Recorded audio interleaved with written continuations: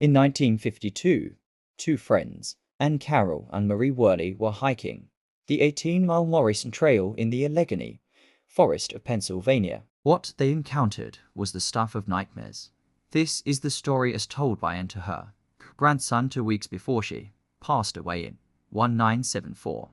We knew it was late when we set out, but Pennsylvania summers can be so humid. We thought hiking in the afternoon would be more pleasant, and besides, we didn't plan to do more than a few miles, stop for a swim in the reservoir, then make our way back before dark. From the moment we arrived at the trailhead, though, something about the day didn't feel right to me. I guess it could have been a sixth sense about what was to come, but even so, it was uncomfortably hot, and the woods seemed unnaturally silent. If I'd had one word to describe the afternoon, it would have been oppressive. We'd been walking for an hour when I told Marie I thought we should turn back. She laughed it off. It's only another 2 miles to the reservoir, she'd said. A swim will make you feel better. She was in such a good mood I let her persuade me. If only I had listened to my instincts. After another 2 hours of walking, we still hadn't reached the turn onto the track that led down to the reservoir, and I again complained that we should turn back. Marie wouldn't have it. I'm sure it's not much further, but look, down there. We can see the water from here. Let's just cut through the woods. It'll be quicker. The forest on our right sloped down a long steep hill, and one could indeed see the water glimmering through the trees about a mile distant. It took her some coaxing and cajoling, but I eventually agreed on the proviso. We wouldn't swim for more than 15 minutes because it would start to get dark in a few hours, and we still had a 3-hour walk back to the car park. Well, it ended up taking us nearly an hour to get to the water. What had seemed like a direct path had ended on a ridge with a 30-foot high drop, so we'd had to follow it for half a mile before heading down to the water. By the time we got there, we were both hot, scuffed up and exhausted. We stripped down to our smalls and jumped in. The cool water was invigorating, and we had so much fun horsing around that I lost track of time. Even now I don't know how long we were swimming, but it must have been at least an hour, because by the time we got out and put our clothes back on, the sun was low in the sky. We have to get back up to the main trail before dark, Marie said, a little of my urgency finally rubbing off on her as we gathered our things.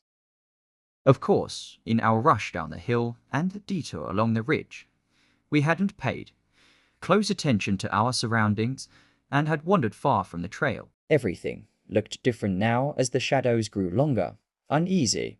We hiked uphill as the light in the forest faded. Think the trail is this way, Marie said, hopefully, when she saw a big boulder that she was sure we'd passed on the way down to the water. I wasn't so sure we'd passed it at all, but with aching feet and an ever-growing fatigue, I followed her. The further we walked, the more turned around we became. Eventually, darkness fell and we were stumbling and finding our way only by the filtered light of the 3/4 moon that managed to make it to the forest floor. I was just about to suggest we hunker down somewhere and wait till morning when we spotted an orange glow in the distance. Look, a campsite, Marie said with relief. We can get directions from whoever's there. With a spark of hope and renewed energy, we picked up our pace. A long way out, I could tell that it wasn't just a regular campfire. The glow from the fire illuminated the forest canopy, which meant it was way too big for a campfire. It threw eerie shadows all around us. I tugged on Marie's elbow to slow her down. This doesn't feel right, I said to her. It's literally in the middle of nowhere. Who would camp here? Marie must have felt it too, because she paused immediately. Yeah, it is a little weird, she said. Let's just get a bit closer and we'll see. We crept closer, sticking to the shadows and being as silent as possible. Finally, we were close enough to see figures silhouetted against the glow of the bonfire, but still obscured by the trees between us. We could hear a strange chanting, and even though we couldn't make out any words, the hairs on my neck prickled. I grabbed Marie's hand instinctively and gave it a tug, indicating that I wanted to turn around, but she just gave it a reassuring squeeze and crept closer, too frightened to say anything lest we be overheard. I followed with my heart beating hard in my chest. Soon, we We were close enough to see exactly what was happening in the clearing. There was at least a dozen hooded figures swaying and dancing in a circle around a raging bonfire. Their strange guttural chanting made every nerve in my body jangle. As we hid in the shadows, I felt nauseous from the adrenaline pumping through my system. I don't know if Marie was as frightened as I was, but she didn't seem to be able to turn away as we watched. The chanting and motions grew faster, more violent, reaching a fever pitch. That's when we saw a young man with a hood over his head being led into the clearing by a rope that secured his hands. The hooded figures gathered and followed as he was pulled toward a large dark-stained block of wood. Marie gasped and sat to hand over her mouth. But it was too late. One of the figures in the clearing turned, their hooded head staring directly at our hiding spot. The figure raised their hand, their fingers splayed. I remember as if it was yesterday. The hand was pale and slender, and there was a pentagram carved into the back of it. I didn't really have time to register anything else about them because the chanting stopped abruptly and all of the mysterious figures turned in our direction. We turned and fled into the dark forest as shouts and the sounds of pursuit erupted behind us. Together we ran blindly through the night, branches and leaves whipping our faces as we went, too terrified to slow down or look back. You know those nightmares where you are trying to outrun something or someone, but each step feels like you're wading through molasses. That's what it was like, and no matter how far or fast we ran, I could hear them getting closer and closer. I seemed to tumble a long time before my fall was broken by a big old rock. With the wind knocked right out of me, but not feeling any pain, I ended up on my back staring into a clear starry sky as unconsciousness took me. One only wish it had taken me before I heard the scream.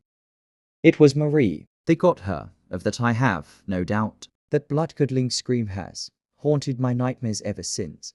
The rescuers found me 2 days later. I don't remember anything of my time in that gully. The rest of the night, though, is still etched in my memory like it happened this morning. When I was recovered enough, the police that interviewed me in the hospital told me that Marie was still missing and that anything I remembered would help them. I told them everything, just as I've told you. My information seemed to excite them. After all, such a thing was way beyond what they expected from a missing persons case. In a follow-up interview the next day, they were looking at me differently. They'd found nothing like the clearing I'd described, and no trace of Marie. Are you sure it's not possible you were delirious? They'd asked. Insisted everything I told them was exactly as it had happened. 2 days later, they interviewed me again. They told me they were dredging the lake in an effort to locate Marie's body, and asked if I had anything to add to my story. The way they framed their questions gave me the feeling they actually considered me a suspect. IWA's angry. I made my MOM contact, a reporter from the local paper. Rodney Irwin was his name. He seemed to believe me and said he would try and shake a few trees to see what fell out. 24 hours lottery got a visit. I had just woken up and was still groggy. My visitor was a tall man dressed in an immaculately pressed suit with ruby cufflinks and a fedora hat. I remember it all so clearly, but for the life of me, if you asked me to describe his face, I'll draw it blank. The man flashed a badge and sat down, and removed his hat but did not introduce himself. I was too out of it to even ask for a name, but even though I can't remember his face, I remember those eyes. They were cold and dead, like a snake. Miss Carrol, I know you've been through a trauma, he said, that the stories you're telling about your mishap in the woods could cause upset in the community. But I told the truth, insisted. No, you're confused. The police have found no evidence of such an outlandish thing and have concluded that it was the result of the blow to your head and shock from exposure.